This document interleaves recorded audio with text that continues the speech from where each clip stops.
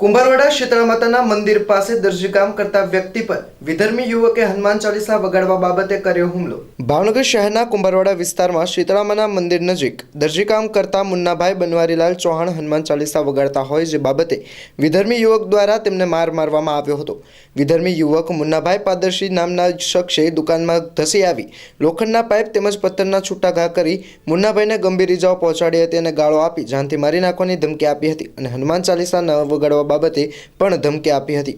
આ સમગ્ર ઘટનાના સીસીટીવી ફૂટેજ વાયરલ થયા છે। વિધર્મી યુવક દ્વારા થયેલા આવા કૃત્યને લઈ હિન્દુ ભાઈઓ બહેનોમાં ભારે રોષ જોવા મળ્યો હતો।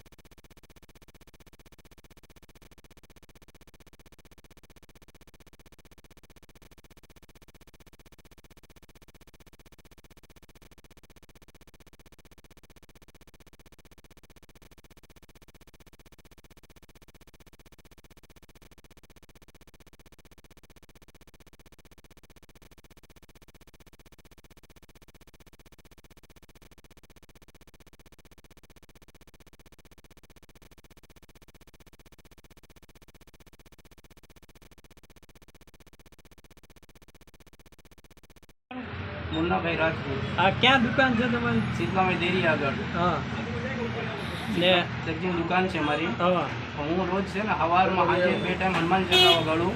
બેધર્મી માણસોને તકલીફ પડે છે એટલે મને કાંઈક ના પાડે છે એટલે એના હિસાબે હજી 31 તારીખના મને ઉપર કેસ કર્યો હતો। 31 તારીખ હું જામીન લઈને આજ આવ્યો। પહેલી તારીખે તો દુકાન કોને અંદર બેઠો હતો, ધંધો કરતો, કામ કરવા જતો હતો તો મને એનો મુન્નાભાઈનો છોકરો એક આવીને પાઇપ લાઈન મને છે ને પાઇપ ગાળું બોલવા માંડ્યો। આમું બેનું આમો પાઇપથી મને ઘા કર્યા, જાનથી મારોને ધમકી કરી એમ તું અહીંયા રહી તો જાનથી મારી નાખીશ એમ તો મને ધમકી આપીશ।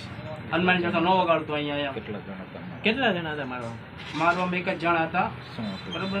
શું લઈને આવ્યા હતા? પાઇપ લાઈન હતી એના હાથમાં।